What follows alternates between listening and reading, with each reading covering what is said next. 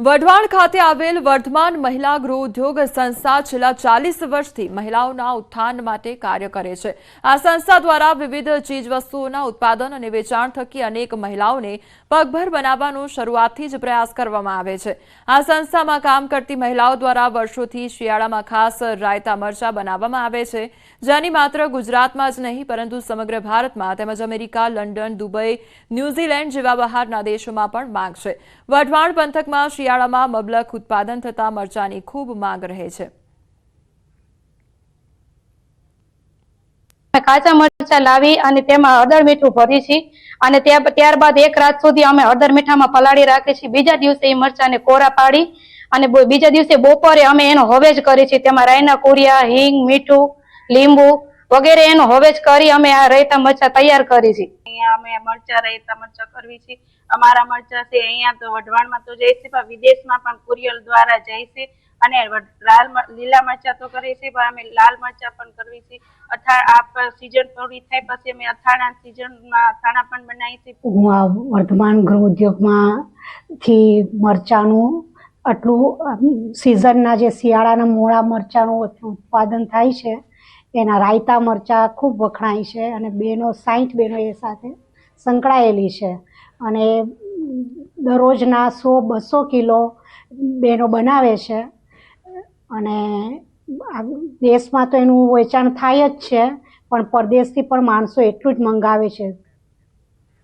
ગીર સોમનાથ જિલ્લાના દેદાના દેવડી ગામે સિંહોના ધામા જોવા મળ્યા છે અને ખારા વિસ્તારમાં રખડતા પશુનો શિકાર કરી સિંહોએ મિજબાની માણી હોવાના દ્રશ્યો જોવા મળ્યા છે। છેલ્લા 20 થી 25 દિવસથી ગામના ખારા વિસ્તારમાં સિંહોની લટાર જોવા મળે છે। સિંહ તેના શિકારને ઢસડીને લઈ જતો હોય તેવો વિડીયો સોશિયલ મીડિયા પર વાયરલ થયો છે। ગામના લોકોમાં ભયનો માહોલ ફેલાયો છે।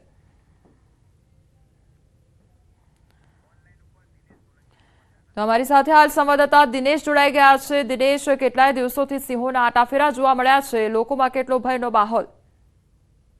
જે બિલકુલ ખાસ કરીને આ જે વિસ્તાર છે તે દરિયા કિનારાથી માત્ર 8 થી 10 કિલોમીટર દૂરનો જ આ વિસ્તાર છે અને આ વિસ્તારની અંદર છેલ્લા 20-25 દિવસથી સિંહો છે કે જેમણે ધામા નાખ્યા છે। ખાસ કરીને મોડી રાત્રે એટલે કે મોડી રાત્રિની આસપાસ આ સિંહો છે તે દરરોજ માટે દેખાતા હોય છે અને તેમને કારણે ક્યાંક ને ક્યાંક ખેડૂતો છે તેમાં ભય ફેલાયેલો છે। તો સાથે સાથે કહી શકાય કે જે રખડતા પશુઓ હોય છે તેમનો પણ આ સિંહો છે તે શિકાર કરી રહ્યા છે અને તેમને કારણે ક્યાંક ને ક્યાંક વાડી વિસ્તારમાં રહેતા જે ખેડૂતો છે તે ચિંતિત બન્યા છે।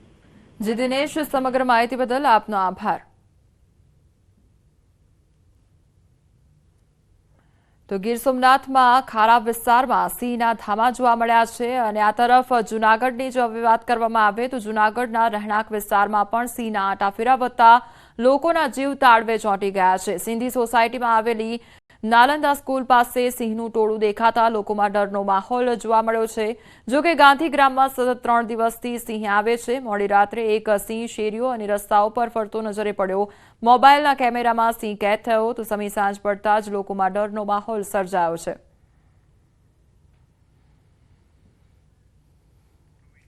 તો એક તરફ જૂનાગઢના એ દ્રશ્યો કે જ્યાં સિંહના આટાફેરા જોવા મળ્યા છે, બીજી તરફ ગીર સોમનાથના એ દ્રશ્યો કે જ્યાં સિંહના ટોળાના આટાફેરા જોવા મળ્યા છે, જેના કારણે જે રહેણાંક વિસ્તારના લોકો છે તેમાં ભયનો માહોલ જોવા મળી રહ્યો છે। તો કેટલાય દિવસોથી ગીર સોમનાથ તેમજ જૂનાગઢમાં સિંહોના આટાફેરા વધી રહ્યા છે, તેના કારણે લોકોમાં ડરનો માહોલ જોવા મળી રહ્યો છે।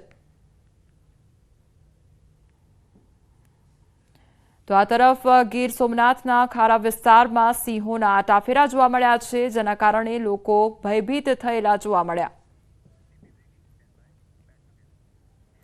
અમદાવાદ ભાજપના પ્રમુખ પદ માટે એમએલએ મેદાનમાં આવ્યા છે અને પ્રમુખ પદ માટે ફોર્મ ભરવા પહોંચ્યા છે કૌશિક જૈન। ખાનપુર ભાજપ કાર્યાલયમાં ધારાસભ્યના ધામા અને દરિયાપુરના ધારાસભ્ય કૌશિક જૈનનું નિવેદન સામે આવ્યું છે। હું પોતે જ બાયોડેટા છું, મારે બાયોડેટાની જરૂર નથી તેવું તેમના દ્વારા કહેવામાં આવ્યું છે।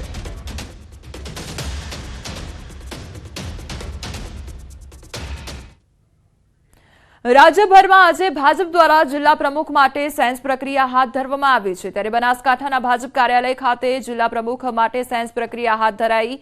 સેન્સ પ્રક્રિયાને લઈને નિરીક્ષકો ચડોતરના કમલમ ભાજપ કાર્યાલય ખાતે પહોંચ્યા હતા। ઉમેદવારોના ફોર્મ અમરાઈવાડીના પૂર્વ ધારાસભ્ય અને પાટણના પ્રભારી જગદીશ પટેલ ઉમેદવારોના ફોર્મ સ્વીકારશે। પૂર્વ ધારાસભ્ય શશિકાંત પંડ્યા, મગનલાલ માળી, લાલજી પ્રજાપતિ સહિતના અનેક ઉમેદવારોએ દાવેદારી નોંધાવી. ફોર્મ સ્વીકારવાની પ્રક્રિયા બાદ જિલ્લા સંકલનની બેઠક મળશે.